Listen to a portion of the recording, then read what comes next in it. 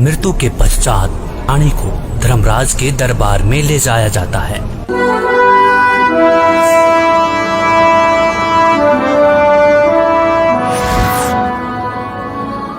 पृथ्वीलोक पर प्राणी जैसा भी कर्म करता है उसका विवरण हर रोज धर्मराज के बही में ऑटोमेटिकली फैक्स हो जाता है।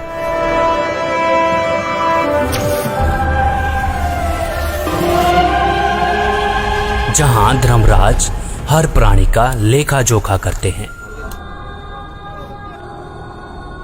इसीलिए धर्मराज को 21 ब्रह्मांड का न्यायाधीश भी कहा जाता है। जीवात्मा को पेश किया जाए।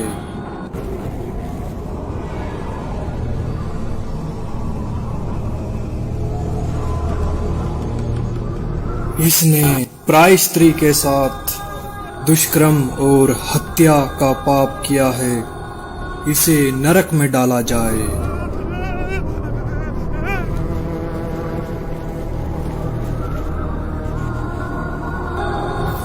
जो भ्रष्टाचार, चोरी, मदिरापान, नशा आदि करते थे,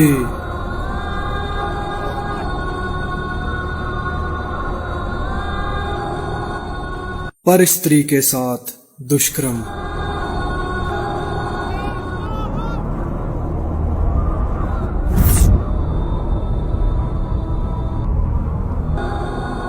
पर पुरुष के साथ नाजायज संबंध और धोखाधड़ी।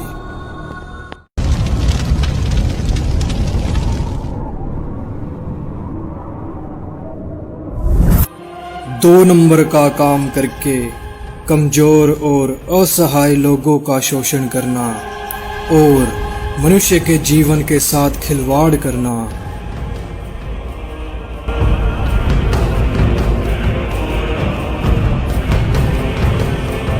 शास्त्र अनुकूल भक्ति न करके शास्त्र के विरुद्ध भक्ति करते रहे। कोई तत्वदर्शी संत को गुरु न बनाया।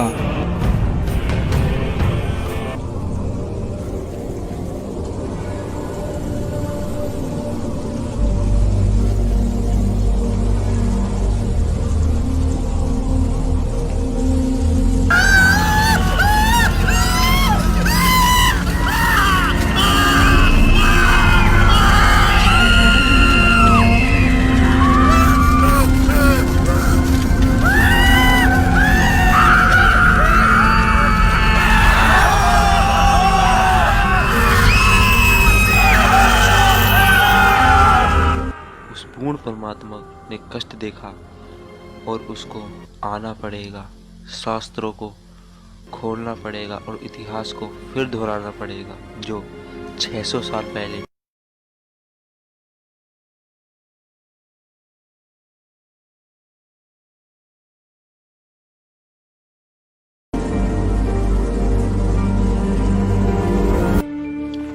सबकी मदद करने वाला, सतभक्ति की सही राह बताने वाला,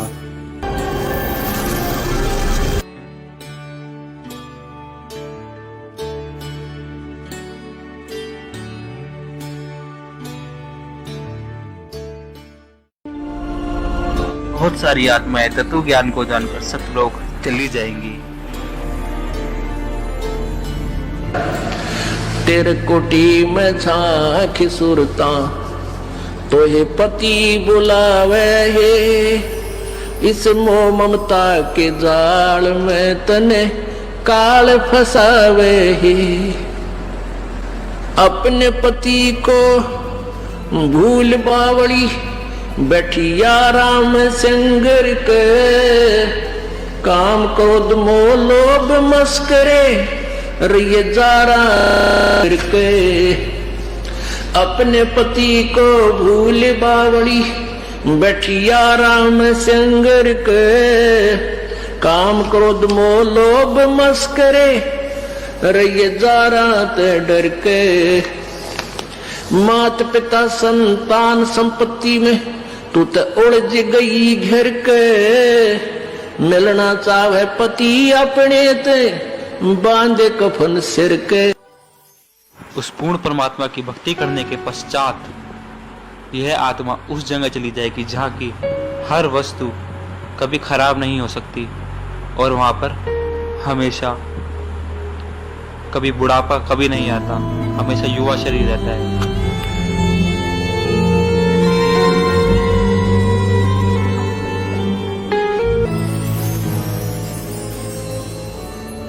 सतलोक में चल मेरी सूरता,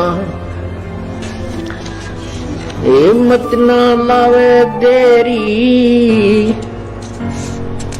सच कहूं ना झूठ रती बरी, बात मान ले मेरी। सतलोक में चल मेरी सुरता, हिम्मत ना लावे देरी, सच कहूं ना झूठ रती बरी, तू बात मान ले मेरी। कहते हैं मन मान सरोवर नाण रे, जल के जंतु रे जल माही, आठों बखत बिहान रे, आठों बखत बिहान रे। मन मान सरोवर नाण रे, जल के जंतु रे जल माही, आठों बखत बिहान रे।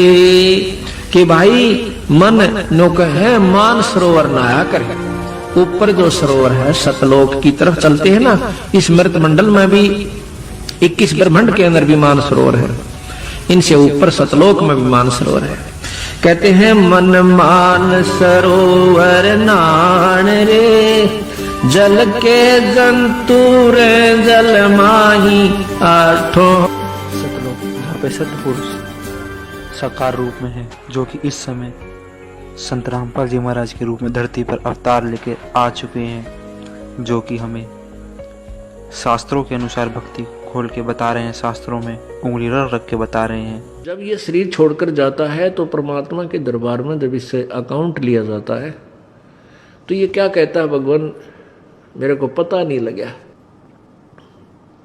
मुझे ज्ञान नहीं हुआ कि मुझे क्या करना चाहिए था, भक्ति करनी चाहिए थी या नहीं थी। तो परमात्मा उलाहने में नहीं रहते, परमात्मा ये भी कसर नहीं छोड़ते। प्रत्येक गांव में,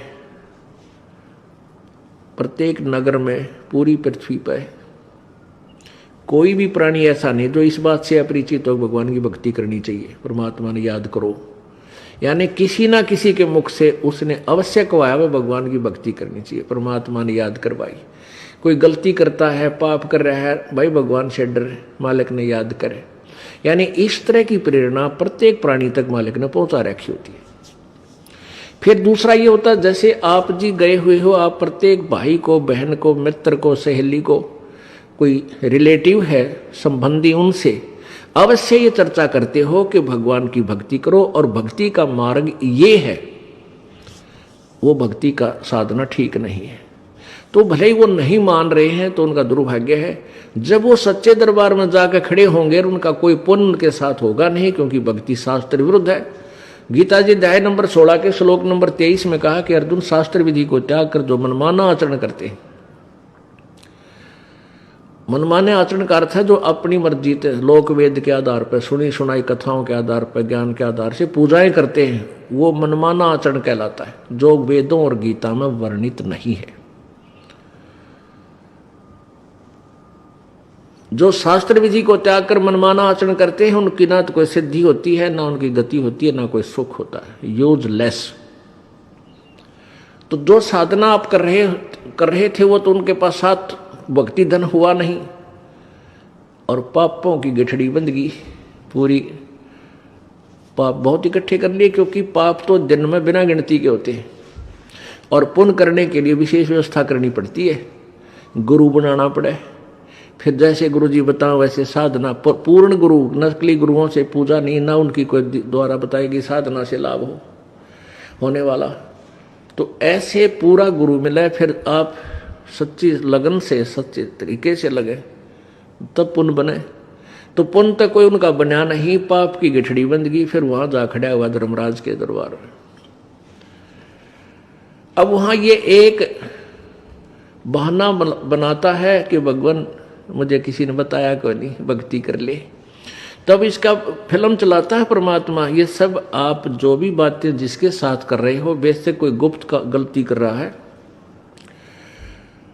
तो वो भी फिल्म बनकर भगवान के दरबार में पहुंच जाती है और एक आपके अंतःकरण में, आपके कंप्यूटर में ऑटोमेटिकली फीड हो जाती है।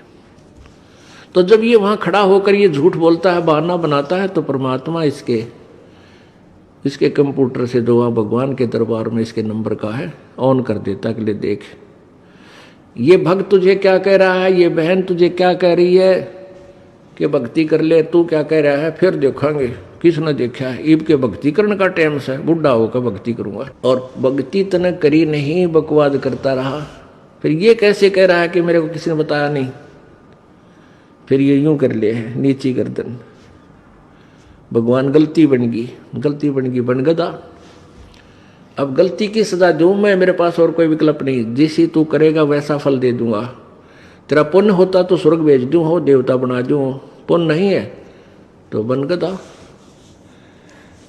फिर ये कहता माफ करो भगवान, माफ करो परमात्मा। फिर धर्मराज कहता है जब तुझे मनुष्य शरीर कभी प्राप्त हो तब तू भक्ति करना भाई, अब कुछ नहीं बना, जाइए।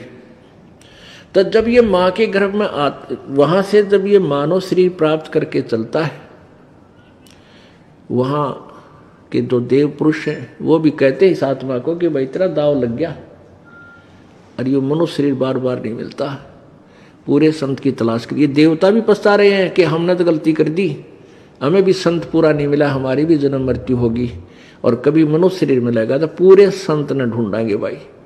इन अधूरे संतों के आधार पर हमने भक्ति कर ली, हम पार नहीं हो पाए, हम फिर जन्म मृत्यु में। तो आने वाले मानव शरीर प्राप्त करने वाले को प्रत्येक ने एक सलाह देते हैं कि तेरा दाव लग गया भाई, भक्ति करिए, बकवाद मत करना।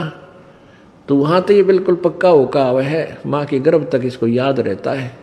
बाहर आते ही फिर ये 3 गुणों के प्रभाव से ये फूल जाता है।